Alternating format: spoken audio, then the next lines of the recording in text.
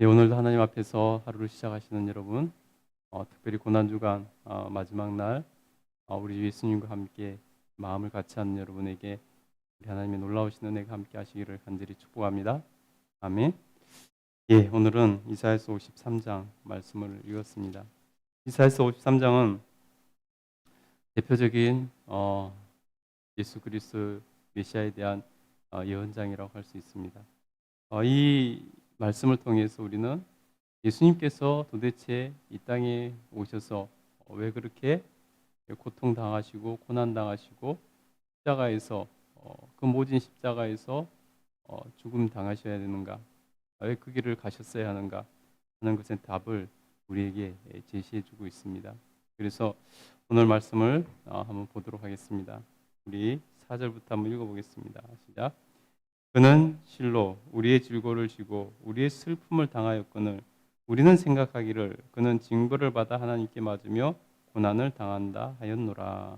예, 이거 보면요, 예수님께서 왜 그렇게 고난 당하시고 왜 그렇게 질고를 겪으셨는가, 왜 그렇게 고난 당하셨는가, 왜 그러셨는가 이유에 대해서 말씀하십니다. 그는 실로 우리의 질고를 지고 우리의 슬픔을 당하였거늘 우리의 고통, 우리의 슬픔을 대신 당하셨다는 것입니다. 그러나 사람들은 생각하기를 그가 십자가에 못 박혀 죽었기 때문에 그는 하나님께 징벌을 받아서 고난을 당한다라고 생각했다는 것입니다. 예수님 당시에 십자가형을 받아 죽는다는 것은 저주를 받은 사람이라고 생각을 했습니다. 십자가 형벌을 받는 사람은 저주를 받아서 십자가형을 당하는 것이다. 왜냐하면 십자가형은 보통 형벌이 아니기 때문입니다. 그 당시에 가장 힘든 고통스러운 형벌이었고 가장 험한 형벌이었습니다. 그래서 웬만한 사람은 십자가에 죽이지 않고 정말로 흉악범들이나 정치범들이나 그런 사람을 십자가에 못 박아 죽였습니다. 그러니 십자가에 못 박아 죽임 당한 사람은 하나님부터 저주받은 사람이라고 생각했습니다. 사도 바울이 회심하기 전에 예수님을 믿는 사람들을 그렇게 핍박하고 그렇게 잡아다가 죽이려고 했던 이유가 뭐냐면 바로 사도 바울의 그 고정관념 때문에 예수는 십자가에 못 박힌 자인데, 그렇다면 예수는 저주받은 자인데 왜 사람들이 저렇게 천지분간을 하지 못하고 예수를 따르는가? 이것이 사도 바울의 논리였습니다. 생각이었습니다. 그러니 사도 바울은 예수님을 메시아로 받아들일 수가 없었습니다. 예수님은 십자가에 죽었기 때문에 하나님께 저주받은 사람이다, 이런 생각을 했던 것입니다. 그래서 사도 바울은 그렇게 극렬하게 적극적으로 예수님을 믿는 사람들, 교회를 그렇게 핍박하고 예수님을 믿는 사람들을 잡아 가두려고 그렇게 애를 썼던 것입니다. 그 당시의 사람들은 오늘 예언된 대로 그렇게 예수님을 저주받은 사람이라고 생각하는 사람들이 많았다는 것입니다. 그러나 예수님의 죽음은 진실은 우리의 질구와 슬픔을 대신 당하신 것입니다. 좀 더 구체적으로 말씀합니다. 우리 5절 한번 읽어보도록 하겠습니다. 5절 읽겠습니다. 시작. 그가 찔림은 우리의 허물 때문이요 그가 상함은 우리의 죄악 때문이라. 그가 징계를 받음으로 우리는 평화를 누리고 그가 채찍에 맞음으로 우리는 나음을 받았도다. 아멘. 예수님은 하나님께 저주를 받아 십자가에 못 박히신 것이 아니라 그가 찔린 것은 우리의 허물 때문이라는 것입니다. 저와 여러분의 허물 때문에 예수님께서 십자가에서 못 박혀 죽음 당하셨다는 것입니다. 그가 상함은,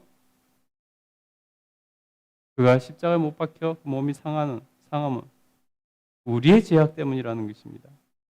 당신의 죄악 때문이 아니라 저와 여러분의 죄악 때문에 예수님께서 십자가에서 찢기셨다는 것입니다.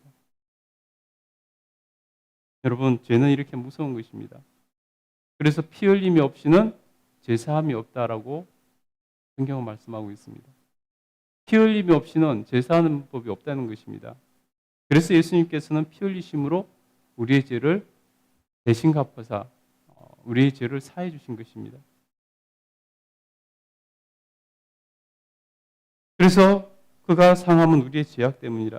그가 징계를 받음으로 우리는 평화를 누리고, 그래서 예수님께서 우리를 대신해서 징계를 받음으로 우리는 평화를 얻게 된 것이고, 예수님께서 채찍에 맞음으로 우리는 나음을 받았다는 것입니다. 여러분, 저와 여러분이 하나님께 용서함을 받고 구원의 여정에 들어가서 저 천국을 소망하며 살아갈 수 있는 이유는 다른 것이 아니라는 것입니다. 예수님께서 상하시고 찢기시고 예수님께서 채찍에 맞으심으로 우리가 나음을 얻은 것입니다. 그러니 오늘 고난주간 보내면서 우리가 예수님께 더 감사하고 주님의 이름을 더 찬양하고 주의 이름을 더 높이며 나갈 수 있어야 된다는 것입니다. 저와 여러분이 오늘 마지막 고난주간 마지막 날인데 부활절을 생각하면서 하나님을 더 높이며 찬양하며 나갔으면 좋겠습니다. 우리 6절 한번 읽겠습니다. 시작. 우리는 다 양 같아서 그릇 행하여 각기 제 길로 갔거늘 여호와께서는 우리 모두의 죄악을 그에게 담당시키셨도다. 우리는 다 양 같아서 그릇 행하였다는 것입니다. 다른 길로 가지 않고 제 길로, 각각 제 길로 자기 마음대로 갔다는 것입니다. 하나님께서 우리에게 법을 주셨고 십계명을 비롯한 법을 주셨는데 그 법을 따라 가는 길을 가지 않고 제각기 다 자기 가고 싶은 대로 갔다는 것입니다. 여러분, 양무리가 풀을 뜯으면서 가는 거 보세요. 여기저기 그냥 천방지축으로 자기 가고 싶은 대로 이렇게 풀을 따라 다닙니다. 질서가 없습니다. 마치 그거에다가 비유를 하고 있습니다. 우리의 삶이 그 모양이라는 것입니다. 하나님께서 우리에게 법을 주셨고 우리에게 길을 주셨음에도 불구하고 우리는 그 길로 가지 않고 각각 자기 마음대로 제 길로 갔다는 것입니다. 그래서 그릇 행하여 제 길로 갔습니다. 그것이 바로 죄라는 것입니다. 하나님 원하시는 길을 하나님께서 정해주신 그 길로 가지 않고 제멋대로 가는 것, 제멋대로 사는 것이 이것이 바로 죄라는 것입니다. 우리는 그 죄악 가운데 있지만은 하나님께서 우리를 불쌍히 여기셔서 우리의 죄악에서 우리를 구원하시기 위해서 그 죄악을 예수 그리스도께 담당시키셔서 예수님이 희생제물 되셔서 그래서 구약세대는 죄사함을 얻기 위해서 양을 잡아 죽임으로 그 피를 흘림으로 자신의 죄를 양에게 대신 덮어 씌워서 제사함을 받았습니다. 제물을 드림으로. 예수님께서 그 양이 되었다는 것입니다. 예수님께서 그 제물이 되었다는 것입니다. 그래서 우리의 죄악을 다 예수님께 덮어 씌우서 예수님께서는 우리 모든 죄악을 가지고 십자가에서 피 흘려 죽으심으로 우리 죄를 깨끗하게 씻어 주셨다는 것입니다. 저와 여러분이 하나님 앞에서 예수님의 고귀하신 그 피 흘리신 십자가의 은혜를 오늘도 더 깊이 묵상하고 이렇게 더 가까이 나가고 주님 앞에서 정말 오늘 하루가 더 경건하고 내가 부활의 그날에 맞았을 때 참으로 하나님께 칭찬받고 천국을 갈 수 있을 것인가 생각하면서 우리가 그날 심판대 앞에서 하나님 앞에서 심판을 통과하고 천국에 들어갈 수 있는 그런 삶이 되도록 우리가 기도하고 나갔으면 좋겠습니다. 우리 함께 기도하겠습니다.